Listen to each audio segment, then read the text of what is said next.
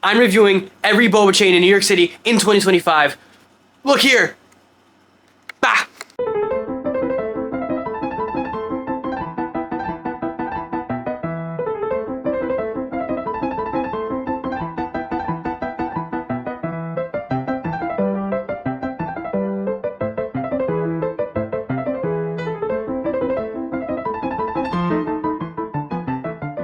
So we're here at the Möge, Möge, this tea brand in this is Williamsburg, right? Yeah. Williamsburg. Okay, and they got me the most interesting order yet. I don't know what was going on, so I asked what she recommended, and she recommended a superfruit green tea, which is completely fine. But then for the toppings, she suggested boba, tapioca with green tea. So. It's sus off the start, but we're gonna get a sip here. Whoa. Whoa. Okay. Another two that were making style. They probably still are. So many different flavors going on right now. This is going to be an interesting review. We'll see from there. So I just finished the Möge superfruit green tea. The Möge logo here you see is taped on, which I think is pretty funny. And this is probably the most interesting drink I've had so far out of every single of the other drinks. Right off the bat, we're going straight into the review here. Taste of the tea, 3 out of 3. This was definitely the yeah, I know, right? This was definitely the freshest so far. And not only that, but this is also sort of overlapping with the toppings here. They have both lemon and lime and watermelon and a bunch of other fruits in here. So all those fruits combining and then some of the tea being absorbed into the watermelon and then the lemon and the lime itself. That was just phenomenal towards the end, the mixture of flavors. Great, insanely great taste. So I have to say here again, this was definitely the freshest tea I've had so far. They definitely left some of the seeds in here. It was crunchy at times. The tea taste is still even lingering on my tongue even after I finished it. And the tea just clearly fresh. Phenomenal. Toppings is also an interesting case here because, again, the employee recommended me tapioca, which is something I personally wouldn't normally get with fruit tea. I normally get a jelly or something, but in this case, the tapioca, I don't know how, it blew me out of the park.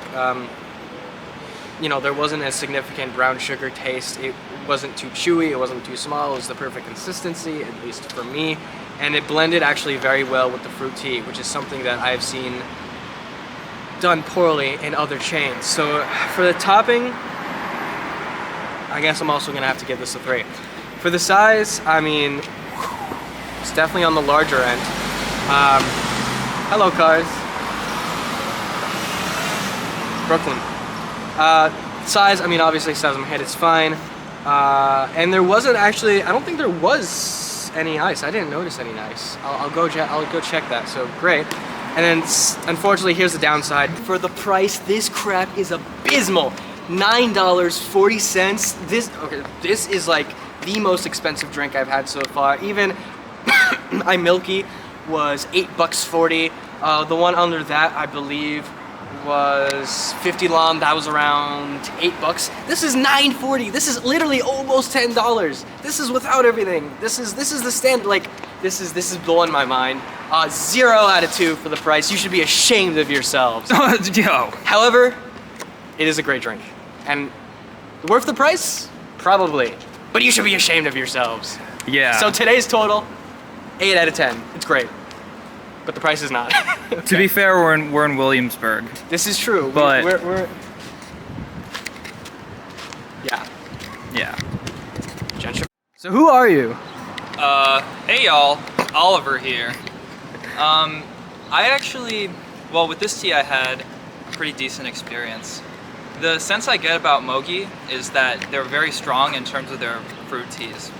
Like, I typically go to a bubble tea place and order milk tea, just as personal preference, and it's usually the same thing every time. So it'd be bubble milk tea, half sugar, half ice, half sugar, less ice. But every time I've gone with a friend, they've ordered the fruit tea and they've been kind of floored by how good it was, which is something I don't often see. But I can speak for the milk tea in this case. this is not to deprecate Möge tea. I'd say it's a pretty like baseline milk tea, especially for New York, for instance. I'm sure in like Taipei or in China, you'll get like a nicer tea for less, but here it's decent. The thing that stuck out to, I think you're definitely paying for the China tax here. Yeah. I mean, you can cut that out if you want. No. But, I mean, it has like kind of the, hall baselines of a milk tea flavor. So you have the tea and milk taste, not completely there, but there enough that it tastes like milk tea. Sort of that caramel-like dark flavor you get. And for 50% sugar, it's a little sweeter than I would expect, but nothing out of the ordinary. What really stuck out to me is actually the bubbles, the tapioca, the zunzu were very good. Like, for me personally, I think having larger ones is better. And that's, You like large balls? I like the larger tapioca balls. You like large balls in your mouth? Yes, the larger tapioca balls. Okay, cut the part where I hesitate afterwards. But the part where I'm, okay. Yeah. So it's not only the size that I really liked, but the texture was pretty good. I like when you bite into it, it has some resistance, and that's a pretty standard thing. It's not exactly toothy, like al dente. It's not exactly QQ, like they would say in Taiwan, but it has enough resistance that when you bite, there's some chew, and when you chew into it, it kind of sticks. And it's very specific, but it tastes very good that way. Bubble tea, the bubbles really kind of sell it for me. I can't imagine them getting much better than that. But I think what holds it back is the quality of milk and tea flavor. Tea flavor is there, milk flavor is there, but it's pretty sugar forward. Not exactly like what I like in it, but it's baseline serviceable for what it is. So if you had to rate the tea and the topping out of 3? Out of 3? Yeah, each. I go on a scale of 0 to 3. Yeah. Tea is like 1, and then topping, it's close to 2 or 3 even. Okay. To be honest. And the size and price? Oh, we're going size and price.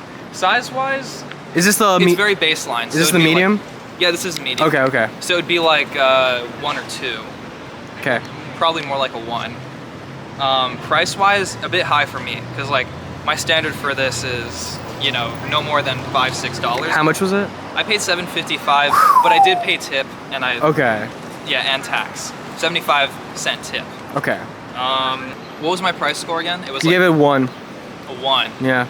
Oh, I'm gonna have to give that a 0 actually. 0? Yeah.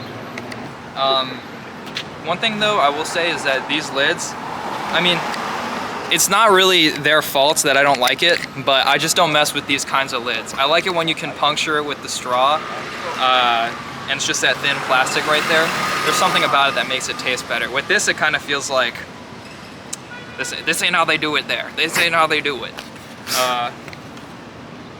But I'll say I'm not disappointed that I ordered it, but I probably wouldn't do it again. Right. It's not, but also I'd say the service is good, and you don't have to include this, but the service is good, the people at the counter were nice, and it's not bad. I'd say you should go for a fruit tea instead.